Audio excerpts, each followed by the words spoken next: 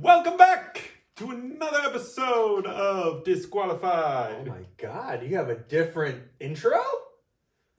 We're starting a new gimmick. Yeah, that is true. We're back from the ad break. Yeah. That's true. That is Monday Night Raw. Yeah. Oh, brother, this show was Monday Night Ad Break. Yeah. Tell me It wasn't why- as bad as last week, but there was one spot where I'm like, that was bad. Watching this back after I got home from work, I still had ad breaks to get through. I said, what? This is... Yeah. Netflix switched the thing where you're not allowed to skip the ad breaks on previously recorded episodes. Which is stupid. Yes. And probably illegal. But if it's still going on live, but you're late to it, you can skip the ad breaks. For some fucking Where's Netflix's home office? Where do you think? I don't know. I don't fucking know. Some big companies are set up in New York. Some big companies are set up in LA. Some big companies are set up in Texas. Some in Florida. For all I know, this big place could be set up in fucking Wyoming. Don't think it is, but it could be. But Caleb, Punk might want to join you there because he's pissed. Yes. I will take Punk on the PJ, and by PJ I mean a cardboard box that I've cut out into the shape of a private jet. Not life size, California. just model. Yep. California. Because on this episode of Monday Night Raw, Punk takes over the first 15 minutes of the show about... Yes, and he goes on to call Roman a bucktooth nepo baby. Which he is. a plastic doll. She also is. The main thing is he goes off at Pat McAfee, and he says, look, This ain't this the Attitude Era anymore. he said, now if go talk to whoever agent shoehorned you into this program to sell more tickets and tell him to tell TKO to lower their damn prices. So because of this, also, by the way, TKO cut the mention of it out when they went online. But of course, it's online. It lives Yep. forever. So... Oh, he tried to censor Punk? Oh, they tried to censor him, yeah. But the interneted. But because of this, TKO is aware of the growing disinterest with the product tied to increasing ticket prices. So they're looking to lower ticket prices throughout the summer. I'm guessing it's going to be like by $50, and it's not actually going to lower them at all. I feel like if they do it like that, people are just going to be like, okay, you're not taking this seriously at all, Nope. so we're just not going to go. Yeah. We shall see, we shall see. Yes, but Punk does go on a huge diatribe. Oh boy, what a way to open the show. This was supposed to be Seth Rollins opening the show. Yep, but we get him like almost at the end. Yeah, which I think was a better place for that segment considering that not a lot fucking happened. No, but yeah, Punk opened the show with an amazing theme for the rest of it to be decently garbage. And speaking of garbage, it's Austin Theory, ladies and gentlemen. He is also taking on Garbage, LA Knight. Yes, with Logan Paul and Speed in the corner of Austin Theory. LA Knight did not slip on the apron or ropes making his entrance today, so This time. points. Points. I'll give you points. Yeah. And this match happened. Yeah. The only thing of note was Logan Paul shoving Speed into LA Knight.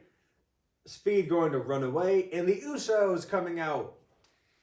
Their new theme song is already gone. Okay. They literally debuted that just to be, yeah, we're done with the tag titles. Yeah. Yeah, so they come out.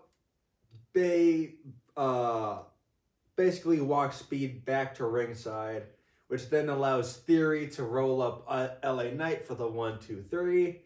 And it is made official at Mania Night 1. It will be The Vision with IShowSpeed taking on LA Knight and the Usos. Yep, and it is advertised to be the second match in your 1 hour opener that will be on channel ESPN2 alongside the unsanctioned match between Drew McIntyre and Jacob Fatu. Yeah, I got a suggestion. You really want this to open the show? Put this match on the fucking pre-show. No one's gonna tune in for this match. Bruh. IShowSpeed and Jimmy Uso are the only two people I'm excited to see in this match. Yeah. That's it. I don't care about Jey Uso. I don't care about Logan Paul. I don't care about LA Knight. I don't care about Austin Theory. Yeah.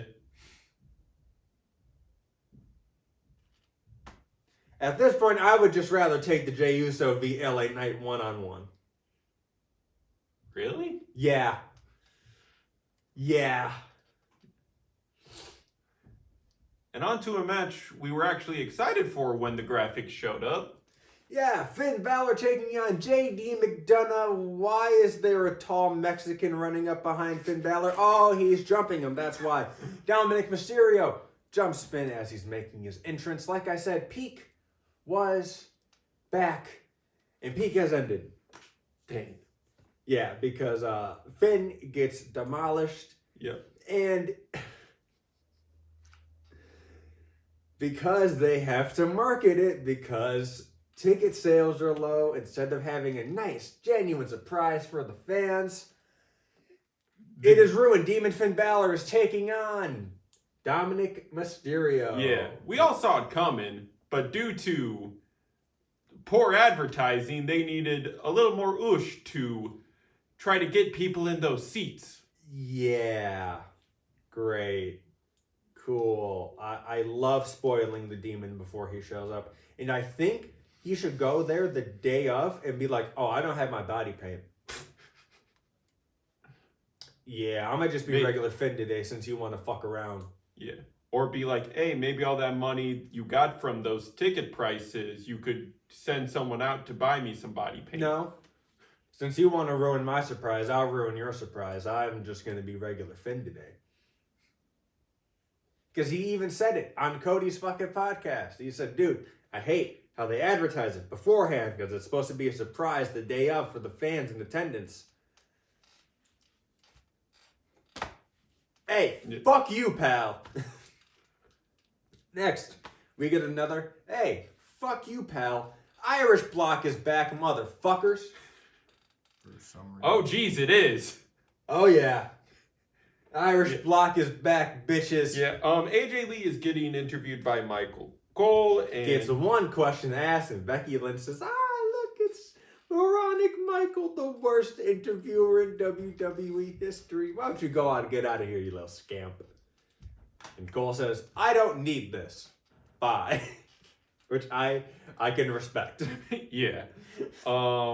Becky then goes on a tirade being like, man, you're walking in champion into your first WrestleMania after 11 years. But I remember the WrestleMania you quit. I remember you giving me that hug, which I now realize was ungenuine, a little backhanded. And the very next day you quit. And I now realize why. It's because when you hugged me, when you said hi to me, you looked in the future and realized you couldn't measure up. El Bozo, that's why I'm your daughter's favorite wrestler. And then AJ leaves promptly after saying, I'm your daughter's favorite wrestler. You should probably think about why that is. And Becky throws a tantrum. And that's it. You thought you were done with the Irish Block? Fuck you. No, you're not. Bailey is taking on Lash Legend. Now that these two are Irish, yes, but Lyra Valkyria is the ringside. Yeah. So And Irish Block. And also Nia Jax is on ringside. She's not Irish. No. But she is one half of the other. She is the other half of one of the tag team champions in the match. Yes, so decent match. The big thing coming out of this is Lyra held down Lash's foot for the pin, and people online are complaining, why are the baby faces cheating? Well, have you ever stopped to think, why are the heels cheating? Because turnabout is fair play.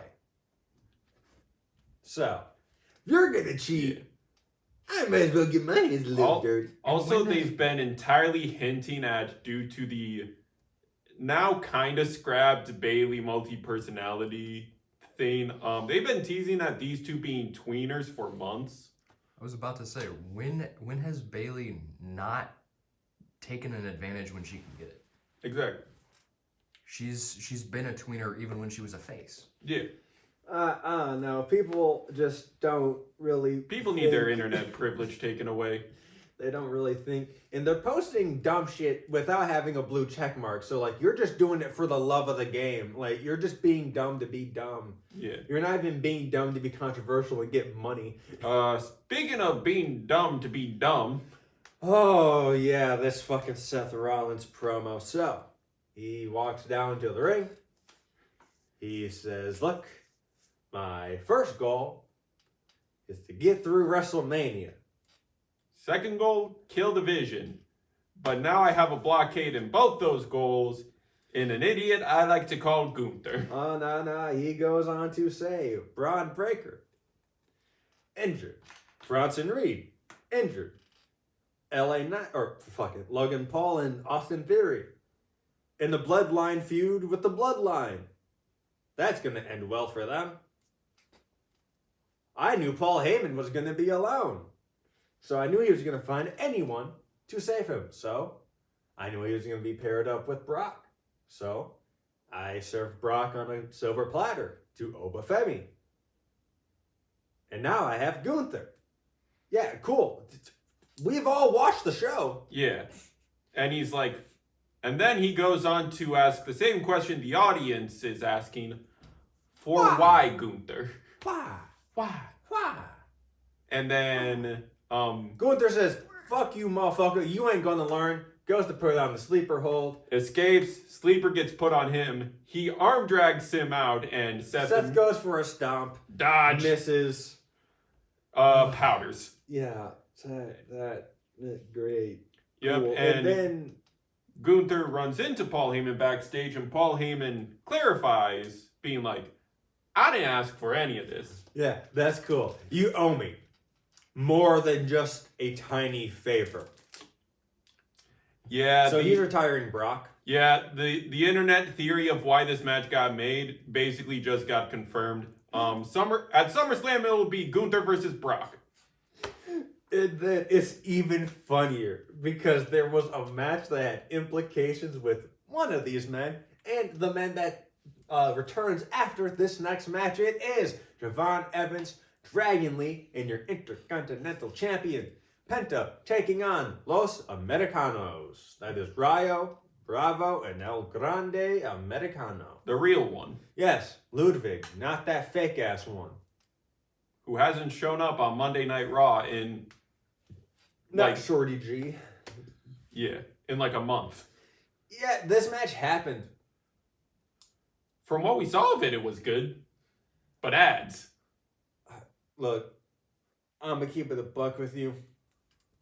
The only thing that drew my interest was when Javon went over the top rope, Dragon Lee did the suicide dive, and then Penta did a plancha.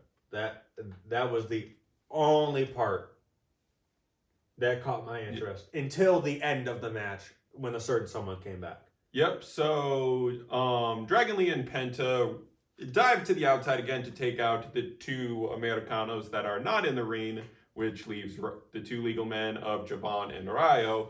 And Javon is like, ooh, yay! OG cutter for the 1, 2, 3. Booyaka, booyaka, bitches! The GOAT is back. Rey Mysterio walks down to the ring and he says, look, I want to congratulate you on being champion and carrying the torch of the IC Championship. But, I'm liking the ladder match, but the ladder match is missing one more person. It's missing Rey Mysterio. So, Rey Mysterio is added to said ladder match, and I think this would have been a better Mania surprise. Yep. It's officially a 6-pack. And there's more on the way. Did they confirm that? They said people from AAA will also be in the match. And AAA now has a toy line coming out, and the face of that toy line is Mr. Iguana. So, who do you think's going to be added to the match? My fucking goat! And I swear to God, if he wins because of a fucking meme pick again. You just mad Iguana's good. I'm not mad at Iguana's good. I like when the comedy wrestlers are good. It's just they don't do shit with Iguana. No. And speaking of not doing ish. Oh, fuck. Is this... Oh, it is. Yeah. A match we thought was going to happen on SmackDown, but they're... main event of the evening. Yep. A match we thought was going to happen on SmackDown, but they're like, nah, put that ish on Netflix. It's Rhea Ripley and Io Sky taking on, as Trevin called them, X-Men Red. Storm reference. I still think it's more of a mouthful to say Meechin and B-Fab. And I explained myself, listen, I barely want to talk about this match. You think I want to write their names down? Yeah, this match happened. Io Sky was in for most of it. Then Rhea comes in. Rhea gets taken out. Then Io finishes up the match and wins. What's funny is that we come back from an ad break to the heel team being on top of the match, and Michael Cole makes the comment of Meechin and B-Fab been dominant this match, and I'm like, wow, I wish I could have seen that. Michael Cole also makes the brightest comment he's made all night of, hey, Meechin and B-Fab were getting their asses beaten by Jade Cargill, so why join them? And then Corey says, what everyone has been telling me, well, if you can't beat them, join them. Write better fucking stories, god damn it. Look, me personally, if I was getting my ass beat by someone constantly in something, I would not go help them do better. They are my fucking enemy. They are my op. They are dead to me. Yeah, Rio... It's like Zack and fucking Smash Bros. I don't care if you want a temporary truce. I'm kicking your ass. Rio picks up the win. Yeah, and then the interesting note afterwards is Jade Cargill wears out a kendo stick on Io Sky. My question is, am I supposed to take Jade Cargill seriously when she is dressed like a giant red cotton ball? Yeah, the outfit wasn't it. Because I cannot take it seriously. No. I just can't. It looks dumb. Now, the biggest talking point of the episode. Besides the Punk pipe bomb. Fuck, dude. Clonk? Have you ever watched Monty Python and the Holy Grail? And have you ever seen the man with 2 coconut shells pretending to be on a horse? Because that is the exact sound that 2 heads make when they are 3 feet apart and they hit really quick. Yeah, so the Judgment Day is in a backstage segment after Finn Balor has a backstage promo where he says the demon's going to be back. He doesn't say it, but he says you've awakened something that's coming for you. And they're like, oh, well, that's just Finn being Finn.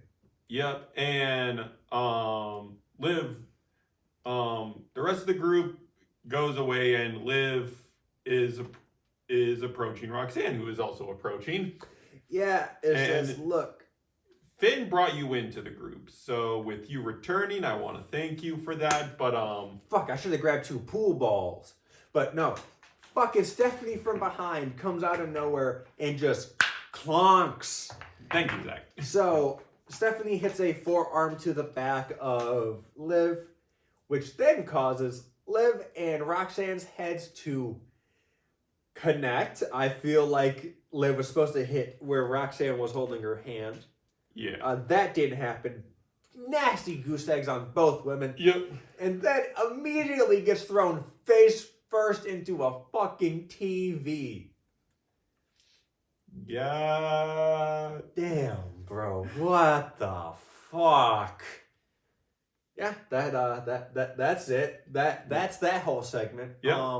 And next, our actual factual main event. It is the contract signing for the match of Brock Lesnar and Obafemi. Yes. And not a single sheet of paper gets written down on because these two just threw straight hands. Obafemi owns t-shirts? Yeah. That's not something I expected. No.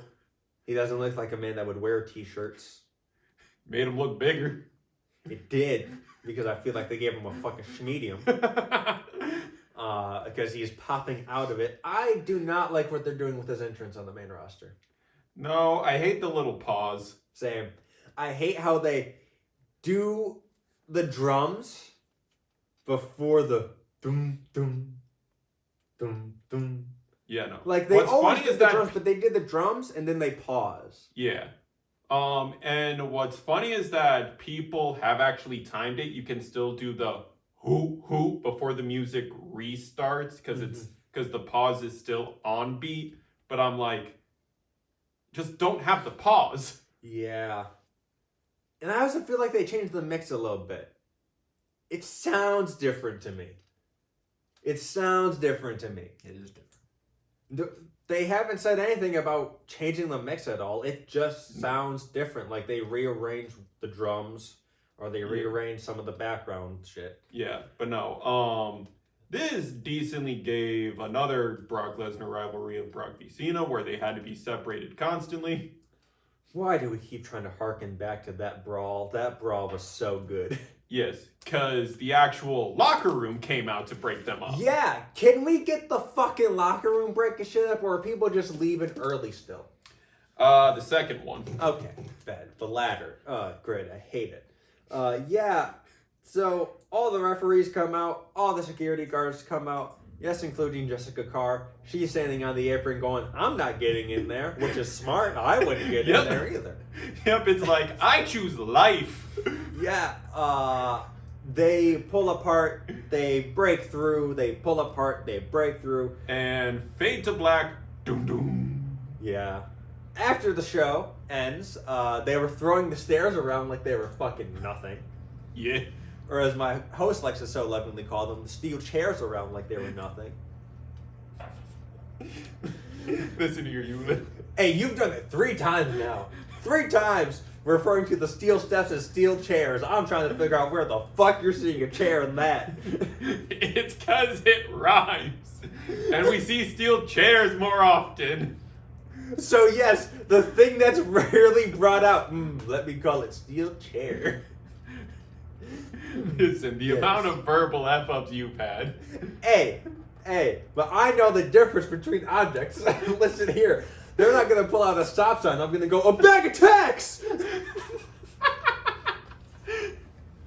Oh my god! But yeah, it is confirmed that this will open your night 2. And this man, I'm still like calling you out. This man, before we started, really thought this was going to go on later on in the why night. the F would you have a contract signing?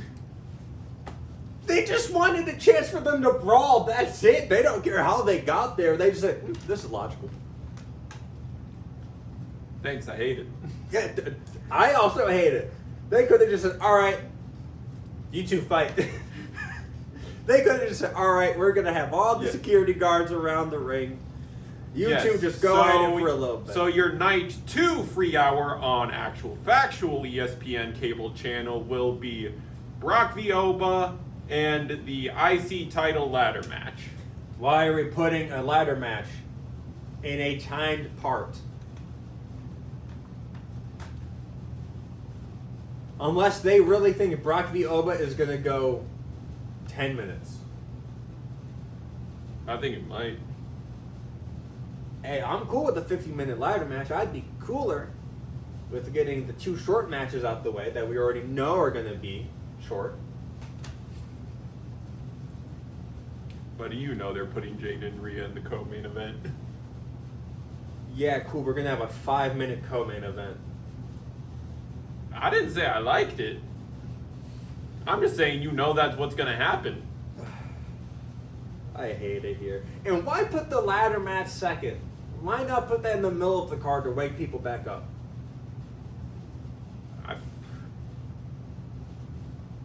I feel like they're due.